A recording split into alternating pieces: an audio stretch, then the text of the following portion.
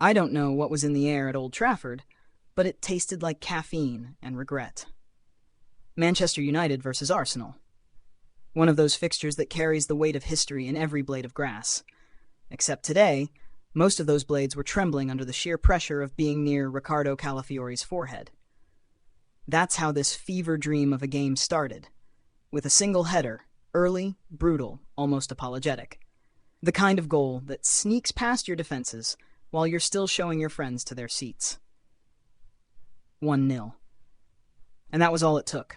It wasn't the kind of goal that opens floodgates. It was the kind that slams them shut and bolts them from the inside. And look, let's just admit this now. Nobody, absolutely nobody, turned this game on to watch Calafiori lumber in from the edge of a back post like a suspiciously elegant giraffe and score the winner. Nobody added him to their fantasy team. And yet there he was, catching Altay Bayındır in a mid-career existential crisis. What exactly was Bayındır doing? Swatting at air? Having a mild flashback to a time when he was a number 2 with no responsibilities? And that's the thing. This match, from minute 1 to minute 97, was an art piece. Not in the classical sense, but in the way abstract sculpture makes you go, what is that? Is it good? I think I like it. No, wait, I hate it. It was tension in a bottle, and someone kept shaking it. The first half? Oh, it was a mood. A long, stretched-out anxiety dream with intermittent flashes of chaos. Manchester United, brand new, rebranded, shinier, as if someone took last year's version, threw it into a blender with 3 new forwards and hit liquefy. And guess what? It worked, kind of. Matheus Cunha looked like he had been playing with Bruno Fernandes since the dawn of time. The two of them combined in tight spaces like they'd been passing notes in class for years. He wasn't just sharp, he was serrated. Aggressive, inventive, unafraid. He made Rice and Zubimendi look like someone had dragged the sliders down on their defensive settings. Meanwhile, Bryan Mbeumo was, for lack of a better term, absolutely auditioning for the fast and the furious Old Trafford drift. This man was on skates, twisting, darting, bending reality, and making Arsenal's backline look like it was drawn in crayon. But nothing. No equalizer, no release. Just David Raya standing in the middle of the goal like some smug little fake gremlin saying, no, not today. That first half should have ended 3-3, not 1-0. But should've is the loneliest word in football. Arsenal took their one moment, Arsenal made it count. And then they did that thing they've learned to do under Mikel Arteta. They disappeared. Not in a cowardly way. More like a team that turns into fog, seeps into the spaces, and just stops you from breathing properly. I mean, Arsenal, after scoring, were a little bit like a cat knocking something off a shelf and then strolling out of the room like, don't look at me, I've done enough. They didn't chase a second, they didn't need to. Because they had the only thing that mattered, a mistake, and then a wall. And that wall's name was David Raya. You know what's funny? For all the talk about who's number 1 in goal for Arsenal, it turns out it's still him. And today, he wasn't just good. He was dream crusher in chief. 7 saves, each one more theatrical than the last. You'd think he was auditioning for the lead in Les Miserables goalkeeper edition. There's one in particular, Mbeumo's header, late on. Dorgu, who, by the way, was galloping down the left like a man possessed, sent in a cross with that rare mix of chaos and science. Mbeumo rises, angles the header, perfectly. And Raya? He's already airborne. He moves like a thought. You don't even see the dive happen. You just see the save. And that was the story of the second half. Because Manchester United had all the momentum, they had all the crowd noise, they had all the ball, they had a bench that looked like it was auditioning for a Marvel reboot. Sesko comes on, Ugarte comes on, Ahmad comes on, everything's clicking, they're pummeling the door. And Arsenal are standing on the other side whispering, no entry. There's a lot to be said for how Arsenal played without the ball. Their midfield? Untidy. Unimpressive, even. Zubimendi was more backup singer than co-headliner. Declan Rice had one of those games where you could tell he knew he wasn't having a good game. You know those performances where someone keeps trying to overcompensate? That was him.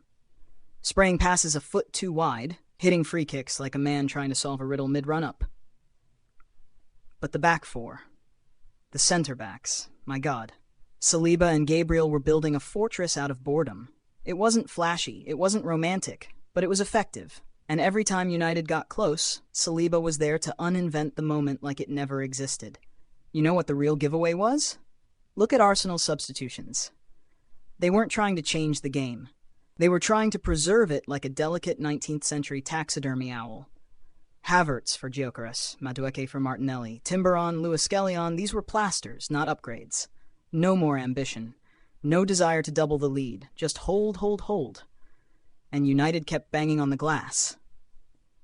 They had a flurry of late corners. They threw Maguire on, which is always the international sign for we have nothing left except vibes and aerial threat. You could hear the anxiety dripping from the Stretford end, like condensation forming on a cold pint in summer. They wanted the goal into existence. They demanded it. And it didn't come. What makes it so dramatic, and I mean this in the Shakespearean sense, is that this was United playing well. This wasn't a dumpster fire. This wasn't last season's haunted carnival act. This was a good performance. High press, fluid movement, creativity from multiple angles. It was what you'd want from a team that spent the summer shopping like a rich kid left unattended with their dad's credit card. And yet, nothing. That's why this match wasn't just a 1-0. It was a 1-0, the kind that sticks in your ribs, that leaves you replaying corners in your dreams and asking the football gods for just one bounce your way. And Arsenal walk away with 3 points and probably a deep sigh of relief. Because let's not pretend this was a masterclass. This was an escape act. This was one of those heist movies where the plan goes sideways in the first 10 minutes, but somehow they still get the diamond. They did not dominate, they did not outplay, they endured. And sometimes that's the scarier thing. Because if Arsenal can play like that and still win away at Old Trafford, then what happens when they're actually good? But for United, man, this was the kind of match where you can see the shape of something forming. A new team, a new plan, a new identity. And it looks promising. It looks real. But right now, it's still just a sketch on a napkin. And I get it. For United fans, this hurts. But if you're feeling anything other than raw hope wrapped in bitter disappointment, you weren't watching closely enough. They might have lost. But they showed up. And in a season opener, sometimes that's the hardest thing to do. Let's talk about the people. The ones who made this a match worth screaming at your television for. The ones who made you throw a pillow or whisper a wow like you just witnessed someone pull a coin out of your ear. Let's talk about performances. The glittering, the grim, and the ones that left you wondering, wait, were they even on the pitch? Let's start at the top. Riccardo Calafiori, the goal scorer, the accidental assassin. Let's be honest. When Arsenal fans circled this match on their calendars, nobody wrote, watch out for Calafiori.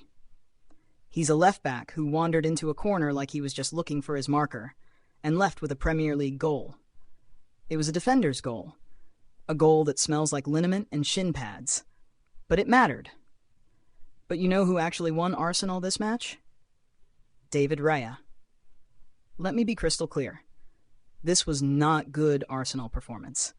This was an Arsenal performance duct-taped together by Raya and whatever demon pact he signed in the off-season. There were moments he looked less like a goalkeeper and more like a force field. Shots were magnetically repelled, headers smothered, low drives scooped up with the casual elegance of a man picking up a croissant. The save from Brian Mbumo's header late on was enough to make grown adults stare blankly at their screens. It wasn't just a save, it was a turning point that never turned. United were building, growing, accelerating, and Raya said, no, sit down. Player of the match? Yes. Spirit of the match? Also yes. Now let's talk about the Arsenal backline. And look, I'm not going to dress this up. They were under siege. But they were also remarkably composed. Gabriel Magalhães and William Saliba continue to play like two bouncers who secretly enjoy ballet. They're aggressive, yes, but also aware of the angles, the positioning, the rhythm of a match. Saliba in particular had a quietly imperial game. He doesn't slide in. He erases danger before it arrives. Mbumo and Kuna were lively, yes, but every time they tried to thread a ball or break through the channel, Saliba had already ghosted into the space. He's not loud. He's inevitable. Now, midfield. Oh boy. If Arsenal's midfield were a band, this was one of those nights where nobody was playing the same song. Declan Rice. Let's talk about him. The man has a beautiful face for commercials and a powerful engine, but this was not his game. He gave the ball away too often, mistimed his runs, looked like he was trying to lead a dance with two left feet. The assist, such as it was, came from his corner, but calling that a designed play is like calling a lightning strike a weather forecast. Zubimendi? Honestly, I checked the team sheet twice to make sure he was even on the pitch. Anonymous.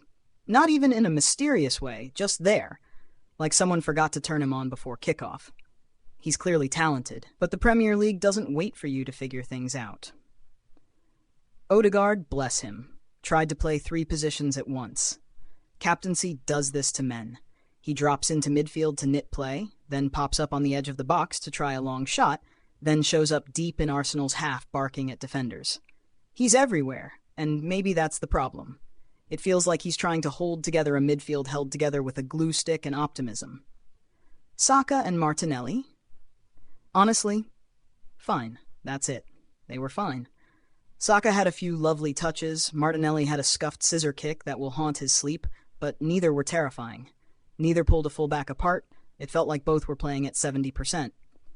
Maybe the heat, maybe first-day jitters, maybe they were just saving their chaos for Leeds next week.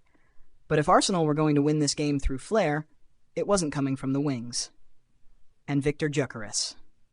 Let me say this with love. He looked like he'd wandered onto the pitch looking for directions to the dressing room. It wasn't bad. It was just not there.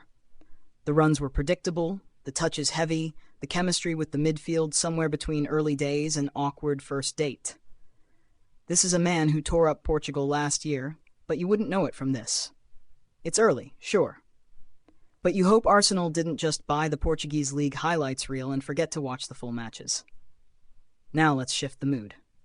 Manchester United. Oh, the heartbreak boys. Matthias Cunha. Electrifying. You know those players that just buzz, that make the pitch feel smaller when they run? That's Cunha. He drove at Arsenal like a man with GPS directions that just said forward. He was direct, unpredictable, constantly dragging defenders into conversations they didn't want to have. And even when nothing came of it, he left scorch marks on the turf. This is a man who's going to score goals, you can feel it. The clock is ticking.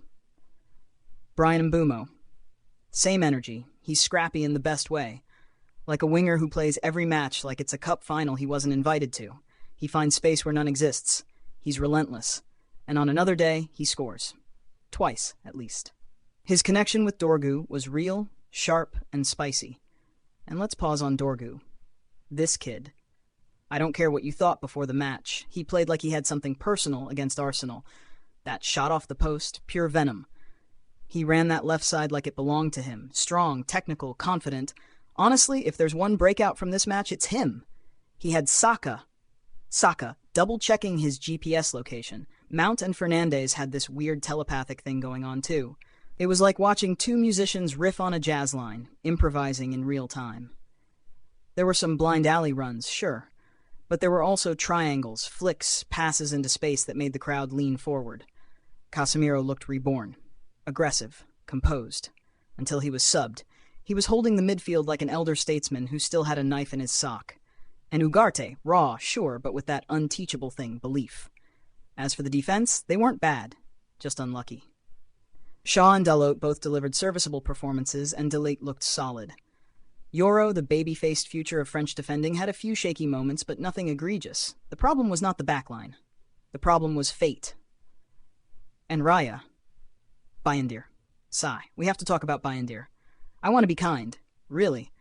But that corner, that flailing, off-balance attempt to punch clear, that was the game. That one moment. If he holds his line, if he claims the cross, we're talking about a hard-earned 0-0 draw and praising United's new front line. But he didn't. He guessed wrong. He gambled. And he lost. It's harsh, but that's football. Sometimes you make one mistake and it swallows the match whole. The subs, not much to write home about. Sesko barely touched the ball. Ahmad had sparks, but no fire. Havertz looked like Havertz, which is to say, mysteriously aloof and slightly amused to be on a football pitch at all. Madueke didn't change much. Timber and Lewis Skelly helped Arsenal see it out with the solemn efficiency of people tasked with carrying home a priceless vase across a battlefield. So what are we left with? Arsenal walk away with the win. Not because they were better, but because they were smarter. Sharper in that one key moment. And maybe more comfortable being uncomfortable. Raya stole the headlines, Calafiori stole the goal, and the rest of them, they just survived. Manchester United, they lost. But wow, they arrived. This was not the side that finished 15th last year. This was not a club dragging its heels through nostalgia and failure. This was a new beast. One still learning how to roar. One match. One goal. One of the Premier League's grandest rivalries, serving us a story that was anything but boring. This has been Across the Pitch. Over and out.